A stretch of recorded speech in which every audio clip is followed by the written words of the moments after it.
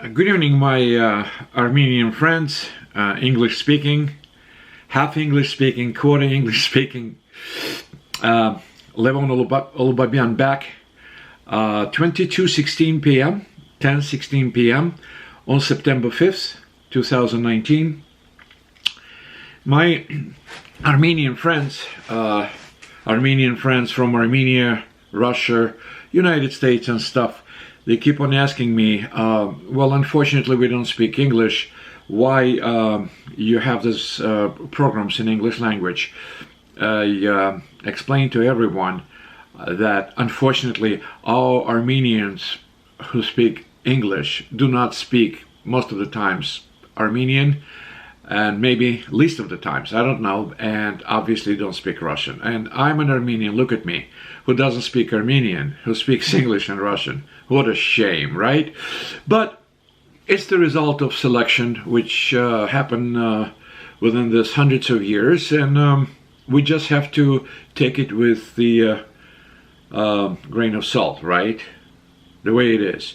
This emotions around the language and all that, almost meaningless. Why? Because first of all, English is a wonder. It's not just a language, it's a wonder. So in terms of matchability to Russian, Armenian, many other languages, it's not worse. Another thing is that most important, it's not the language we utilize at this point of time. How about these people who live in Egypt or in Syria, whose primary language is Arabic? You know what I mean? What we say and how we communicate to each other is extremely important. So to speak, I said my piece. Let's go back to business. Evil. Evil. We like this word in English. We like this word in America. Oh, what an evil. Well, we all have different ideas about evil, and for the science of understanding of how we operate, so to speak, not biologically but psychologically, right? Psychology. They have their own view on evil. My take on evil is very simple. I don't think that evil is rational behavior. Evil is doomed. Evil eventually would fail and would be punished and eliminated. So it means that in the very, very beginning, evil is a waste of time. But if there is an entity which creates a situation and manipulates others to do evil, that makes perfect sense, right? Otherwise, let's say I want to do evil, I want to bite you. For what? I want to cut your hand off. For what? You know what I mean? It has to make any sense, and the only sense evil does at this point of time, if one person, 10 people, group of people are guided by some kind of unknown force. You might have your own opinion about it, and they're convinced that they're doing the right thing for themselves, with all the typical disregard to humanity, to other human beings and all that. Nothing can be more primitive and more pathetic but thinking that to do evil is all right, or be part of it. It just tells you how pathetic human species been, are, and probably will be in the future. There's so much to say about it. Introduction. Listen up. I want to show you something. You see this? Let's focus it. Here you go. Here you go.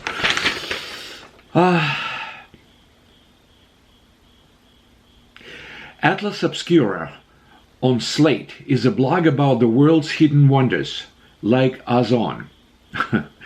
On the Turkish-Armenian border, scattered in the plains among the wildflowers and the crumbling remains of once mighty city. In the 11th century, Ani, A-N-I, was home to over 100,000 people. You could rightfully guess they were Armenians, right? Situated on a number of trade routes, the city became the capital of the Kingdom of Armenia. Another capital of the Kingdom of Armenia, right? An independent state established in 884. So, for those who doubt who we are, where we came from, I hear weird people saying absolutely crazy things about us. So at least this town, which you can simply go ahead with special atomic measurers and measure, I'm not sure what kind of equipment they use, and measure the existence of the stones and stuff. It's about at least 1200 years. What are you talking about? We're talking about monumental city. I think that the word was it's a city of 100 churches or something like that. Just think about it, 100 churches. Okay. And he was attacked by Byzantines, a separate story, during the empire's 1045 takeover of the Armenian kingdom. So, Byzantium emperor wanted to take over Armenian kingdom, and he took over the Ani. 2 decades later, and this is what I'm trying to tell you, what goes around comes around. Look, Seljuk Turkish invaders captured the city. From who now? From Byzantians, right? What did they do, you think, when they captured the city? Of course, they murdered and enslaved its inhabitants. But what happened to Byzantians? Payback is a bitch, right? Okay. Well, I'm not saying we have to thank Turks for what they did, but they kicked their ass, right? And sold the whole place to Kurdish something. Not very well printed out. The attacks continued in the 13th century when the Mongols, another people with different type of cut of the ice, made 2 attempts, one thwarted and one successful, to capture the city. An earthquake in 1319 caused significant damage to Ani's many 11th century churches. The city stumbled onward, but was much smaller by the mid-17th century. It's around the corner, guys, 17th century. And completely abandoned in 1750. Today, Ani is a grand but ruined ghost town. Tensions between Turkey and Armenia have contributed to its neglect. It's an Armenian city, but lies within Turkish borders, making conservation and restoration difficult. Impossible. To visitors, Turkey omits all mentions of Armenia from descriptions of Ani's history and focuses on the city's Turkish and Muslim influences. I'll show you another remnant, another artifact of the past. Okay. I'll show you another artifact of the past. There is one more. Look. This is literally remnants of very developed civilization, which we happen to belong to, which was so successfully destroyed by people who we call today Turks. Why? It's going back to the word evil.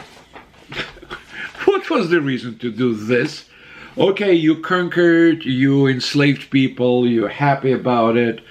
Now what? Now let's start destroying the whole thing. Yeah, earthquake, this and that. Look what they did to the city. If they simply maintained some kind of stability in this place, if they simply asked Armenia or former Soviet Union to invest a couple of $100 million in this place in order to create a tremendous tourist attraction. Now, this is evil. Now, have an article. You're gonna love it, my American Armenians. You like BS like that. It's BS, but it's official BS. Rethinking long-held beliefs about the psychology of evil. Okay, somebody's doing PhD on this crap. Social psychology addresses many of the important questions that concern us as human beings. It is also the subject of newspaper editorials on most days. Why is there conflict between groups? By the very nature of it. How can it be reduced? Oh, it's a different question. That's interesting. Why do we trust some people and not others? What makes us angry? Whoa. What are the consequences for our judgment and decision making? A century of experimental research has applied itself to the task of addressing this and other fascinating questions. Yet this research is not routinely discussed publicly in any depth, and few people are aware it exists. That's right. Few people are aware it exists. Okay, because this is too deep, right? My American friends, it's deep, right? I hope you're laughing. It's deep. Really. But there is one significant exception to this rule. Work that addresses the question of why decent people sometimes commit appalling acts. Decent people? Appalling acts? It doesn't add up. It doesn't come together. This is a question that needs to be asked with alarming regularity. I agree.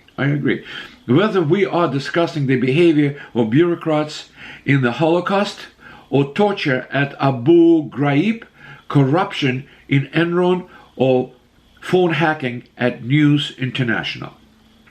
Well, thank you for mentioning the Holocaust with all enormous my personal respect. Thank you for mentioning torture of Abu Ghraib and so forth and so on. But for some reason, this bunch which took care of this article forgets that before the Holocaust was coined by them, not by us, the word genocide of Armenians. How come we're missing this? Got to be a reason? Or you forget. You're doing your homework and you kind of forget that this event took place. Am I insulted? No, I don't care. I don't care. Who cares what they basically think and write? Because it all serves one purpose, and the purpose is between the lines, and you think about it.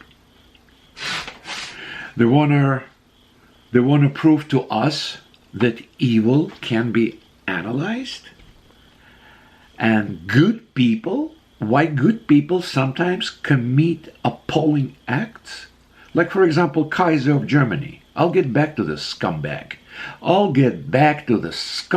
Kaiser of Germany, to his words, to this inability to understand that anything he said and directed would bring about total massacre of humans. Germans is another phenomenal point of having a program here. I'll throw at you something, my friends. It's 10:30. We have 6 more minutes. We're talking Holocaust of our people, the Jewish people. Terrible. We're talking about Metz again, or genocide of my people, Armenians. We're not talking about genocides in Africa, right? In Asia. We just don't. Because who are they to talk about it, right? Okay. Do we talk about Holocaust of German race in Europe? Do we? No, we don't. Why? If I'm not mistaken, in the beginning of the 20th century, there were 117 million Germans. Today, probably close to 45, 50. You can find on internet words of this monster. His name is Winston Churchill. By the way, you know, this is so important. He loved Armenian cognac. Too bad he didn't choke on it, all right? This monster whose mother was from Brooklyn. You hear me, right? You hear me, you hear me. Who lives in Brooklyn? That's his mother. His father was a broken, pathetic English aristocrat. Okay? Now you see the connection, right? Why he married this woman, how she got into his life, and how she managed, and those who behind her brought this man to power.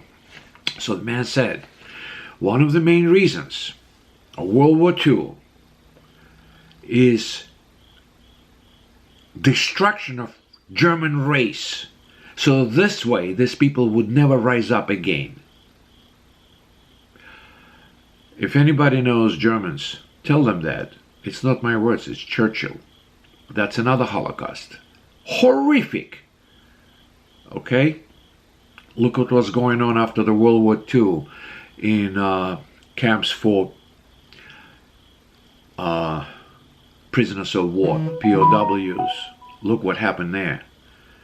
Look how many hundreds of thousands of Germans perished after the World War II was finished in camps which were guarded by our American troops. And that was all done by orders of a wonderful human specimen by the name Dwight Eisenhower. And you also know who Dwight Eisenhower was, right? So we can directly relate death of terrible amount of Germans after the World War II to this, you know, whoever he is, terrible, right? That's the Holocaust. That's another Holocaust, but that's a different story, and that's the evil. Maybe another day we'll continue reading this article. We'll see what they blah blah blah about the evil. But it's very complex. It's not for regular folks with PhD to understand this nonsense. All right? I think it's esoteric. It's diabolic. What else is there? How can you explain in a rational way necessity of it? Adios, my American Armenians. I love you all. Listen to us. We're probably the only hope you have.